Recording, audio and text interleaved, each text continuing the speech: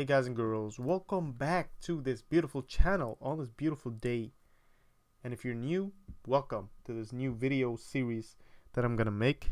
This video series is gonna be about C++ and just a simple RPG game in the console. Now I've made one of these series before, and it was good. It was pretty popular. It still is, so you can go watch that if you want.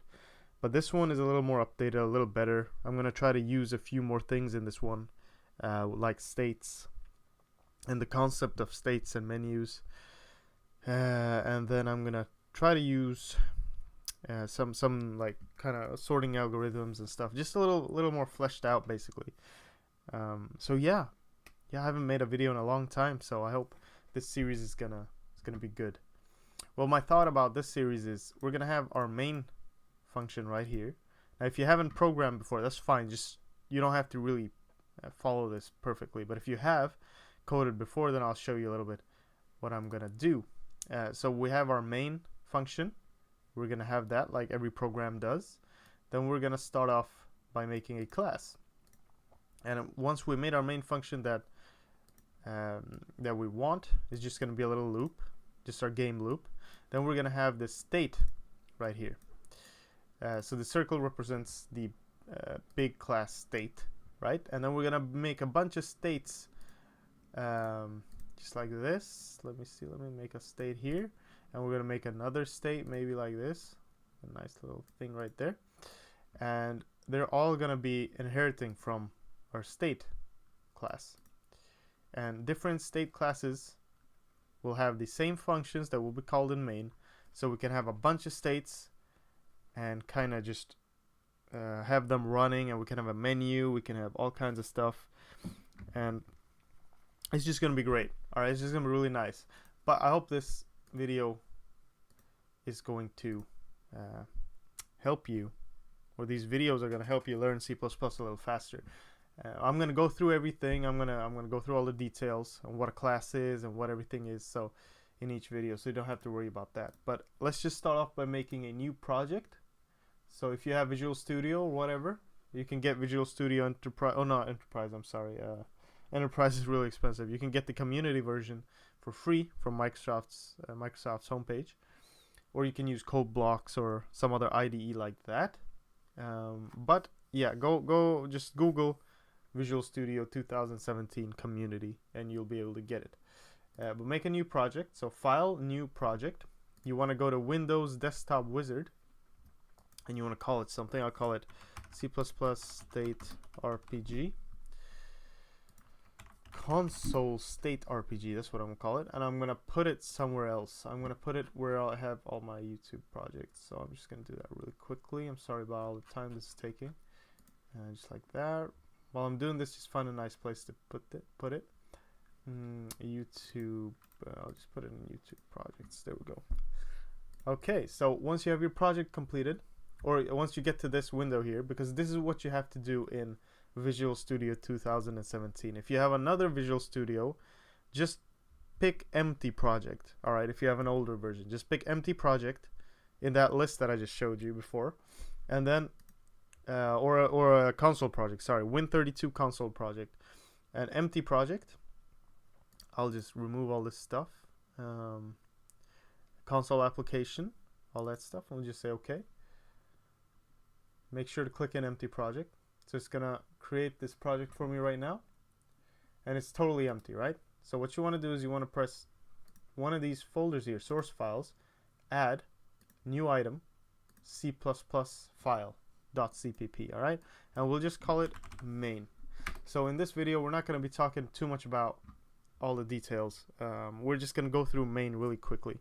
So in every C++ program, you need this. You just have to have this. You need to have a main.cpp. You can call it something else. It doesn't have to be main.cpp, but what it needs is it needs this. This is a must-have. Int main, empty parentheses, two of these bracket thingies, all right, and return 0. So all this might look, well, what the hell is this? Why is this int? All this stuff. Don't worry too much about it. We'll talk about all these things. But basically in C++ we have things called functions, all right? And they're just a bunch of code wrapped up in between two of these things, two of these brackets. Bunch of code wrapped up with a name of a function, the type of the function, and in parameters they're called. We'll talk about that later, but just think about it as wrapped up code. Now main is a function just like any other function, but we just have to have it.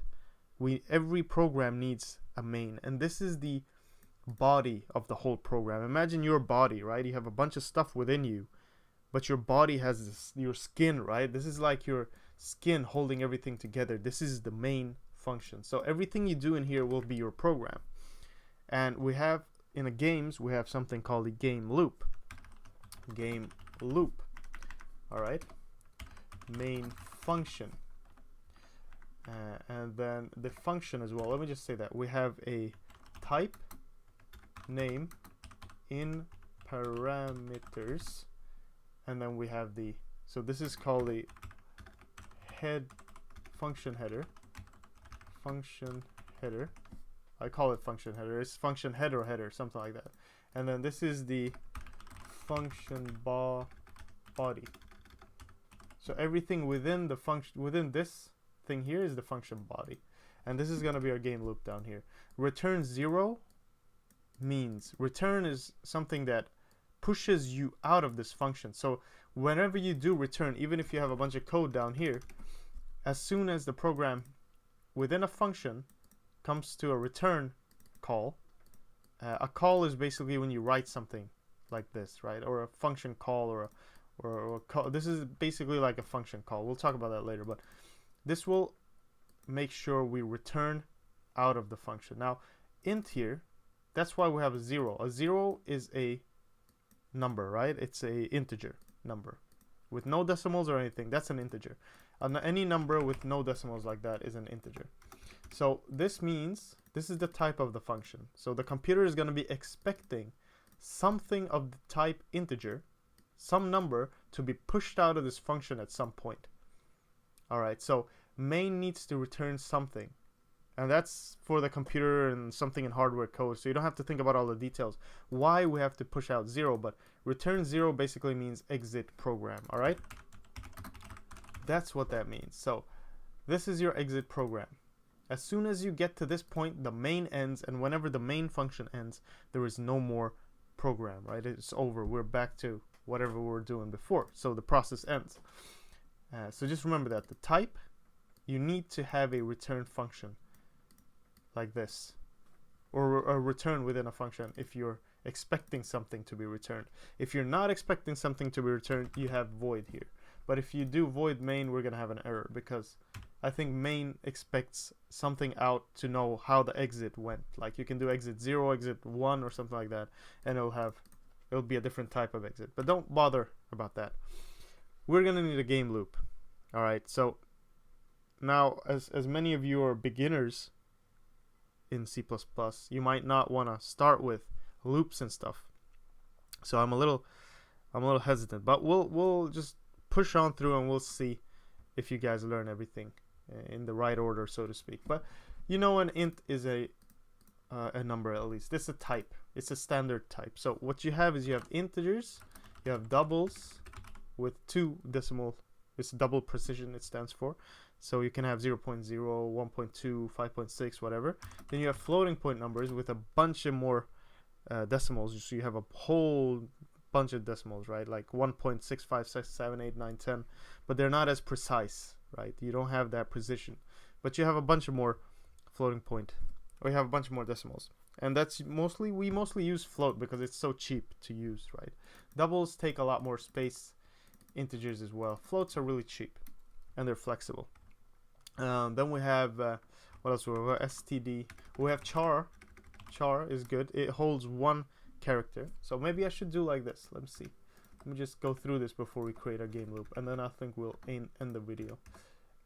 Just like this. So we have integers, can hold something like 20, and whenever you type,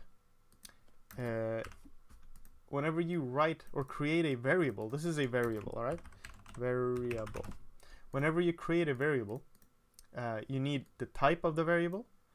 Think of a variable as a box, just a box with a certain shape, and you can only place something with a certain shape within it. So there's a holder and there's some data, right? This is the holder's type. This is the shape of the box.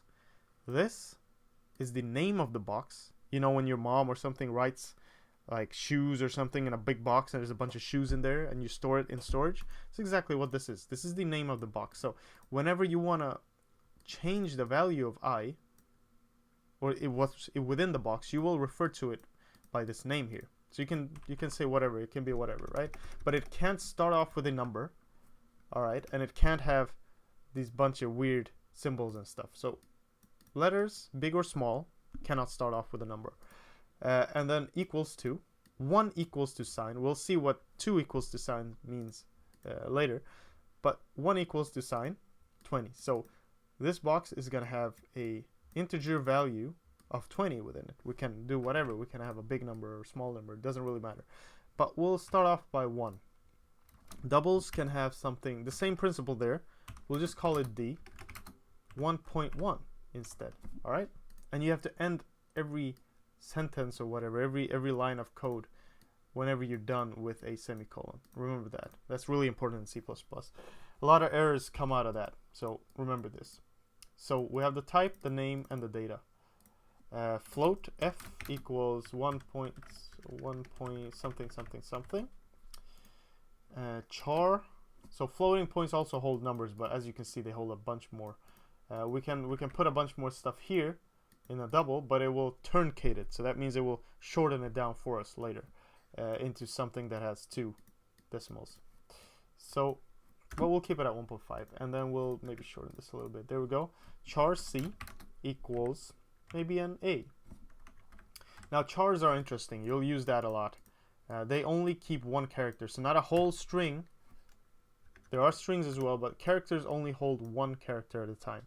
They can even hold white spaces. They can hold a new line. That's how you do a new line. Whatever. They can hold a bunch of stuff, right? So, but we'll keep an A in there. So whenever we try to access C, we'll have an A in there. And the way they work, they have is something called the Ascii table. There's a integer value for each of these characters, right? So if I say it is 97, which I think is an A, whenever we try to print C, the computer will see it's a char. Okay, I'm not going to print the number. I'm going to print whatever is in this table at position 97, which is probably an A or something like that. I'm not sure what it is. But you can Google the Ascii table and you can see. So a number associated with a character. So there we go. That's a bunch of stuff. I think we need to end the video soon. But what I want to do is I just want to teach you this. So now that you know that you can make a variable, you should know that you can make several variables with different, as long as they have a different name. If you try to make a variable with the same name, you're going to get an error. All right, so don't do that. Just make sure they have different names, and we'll get into all the details of that later on. It's something called scopes. You should remember that as well.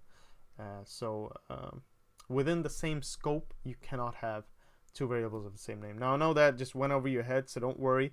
We'll get to that. It's good that you know all these terms, or don't know them, but you heard of them. When we get to them, you'll be like, oh, okay, that's what a scope is. So the scope is something we'll get to a little later because it's a little more complicated. But for now, don't name them the same thing.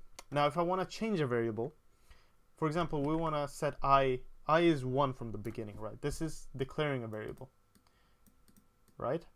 Now, if we want to just change the value of it, we don't write int I again, because that only happens when you create it, all right? You just want to type I equals 30, all right? So this type is only needed when the computer, you're making a variable, creating it. But when it's already created, down here, you don't have to do that again. And another good thing to know is the computer reads this, or the compiler reads this program from left to right and then down. So every line of code is read like this. So whatever you do below this, if I try to write I equals 30 above this, it won't work because the computer hasn't gotten to this line yet. I hasn't been created. But here I has been created. Anything I do to I below this point will happen, right? There won't be an error. So remember that. That's also important. From left to right and then down. Left, right, down. Left, right, down. So now we have a bunch of these beautiful variables. Now I just want to print them out So you have a quick tutorial on how to print stuff out and what variables are before we create our game loop and end the video. So std, I know it's a funny name, but it stands for the standard library. Cout is pronounced cout because it prints out something to the screen, a variable or something like that, to the console in the screen. So to use that, we need to do something called an include. Now imagine being in a library and you have this big rolling box with you, right? And it's empty. That's your project. You want to use stuff someone else has written for your advantage. Then you'll pick out certain books from the library and put them in your box in your project to use functions and stuff out of those books, right? Because you can't code everything from scratch. So if we want to print something out to the console, to write that you need to learn hardware code, probably a bunch of stuff. So we don't want to do that. There is a standard library of books, or if you want to call them books, you can call them books. Standard library of functions that we can use that people have created for us, and Microsoft and official people, whatever. And this is done by doing an include, like that, include, and then we'll say IOStream, just like that. So we included the library IOStream. You can include a bunch of other stuff in here if you want. So just below, just keep going. But IOStream stands for in-out stream, and that makes it possible. See, it's not red anymore, so it recognizes this coming from IOStream. See, std ostream, std cout. Don't have to really think about that too much now, but just remember we included it so we can access it now. And this will help us print out something. So you can do something here. You can write a little string literal, hello world, like you always do. And then we make a new line here. There's also a way to make a new line. It's called std end line, like that. But you don't want to do that. It's a little slower. It's not nice to learn. I do this. This is a new line. Now you're like, what the hell is this? Oh my god, 2 quotation marks. What is this? This is a string literal. That means that it's not a variable. It's just something that we have written on the spot as a string. Now strings are like a bunch of these characters all shoved into the same box in a certain order. So the string is, as you can see here, char, a box of 13 spaces with all these characters shoved in there. And they will be printed out in this order, in this way. So even the new line, or not, no, the space here will be printed out. So there you go. You have a string literal, and within a string literal, you can call these special type of functions. Like whenever the computer sees a \n in a string, it will know to make a new line. So you can make a string with a \n to make a new line. Same thing with tab. You can make a \t for tab, and so on. But we'll make a new line here. So if I run this program, hopefully it won't crash. What will happen is we won't stop. Let me see. Yeah, it will close directly. So what you want to do is you want to do system pause. So this will tell the computer to pause down here and not go to return 0 directly until we press enter. So we'll see the result on screen. There we go. So what do we have? We have a beautiful. Let me just see if I can edit. Let me see properties. Let me make the font like really big so you guys can see what's going on. There we go. So hello world. Press any key to continue. And then boom. There we go. Now you probably couldn't see what was going on. I'm sorry. I'm gonna zoom in the future. We'll be at 160 so you can see what's going on. I'm sorry. So this was all the code. If you followed me, I'm really sorry. I didn't really realize that. But okay, I'll do that. I'll fix that in the next video. I'll probably copy paste the code, put it on GitHub as well, so you can check it out. GitHub is a site where you can post code and people can come and download it and check it out. So yeah, there we go. So we printed out a string literal. Now you can do a bunch of stuff in what do you call it? See, I can print a new space here. I can print another variable here. Let's say our I variable. I just want to see what value it has. So I'm going to print I here after hello world, after a space. So hello world space 30. Now why was it 30? Was we set it to 1 here because we changed the value. If I remove this, it should be 1. See, hello world 1. So let's just do this. Let me just copy paste this just copy paste all this, and let me say, whoops, let's do that. Let me put D here, and then copy paste. Let me put F here, and then copy paste that, and let me put a C here. Alright, so we have all our variables. I'm just gonna print that out and then we'll end the video. So hello world space 1 space 1.5 space 1.24324 space A. See that? So if I type 97 here instead of character, 97, and we start off, whoops, sorry, just move that, just like that, then we'll get a. See, still A, because I remember that it was 97, the number 97 in the ASCII table is A. So there you go, guys and girls. I hope that helped you out. Here's all the code. It was a bunch of things to go through at once, but yeah, that's it. We'll keep working in the next one. We'll make our game loop in the next video. It's a little more important to go through all this basic stuff right now. So yeah, thanks for watching. Take care, and I guess I'll see you in the next one. All right, bye bye.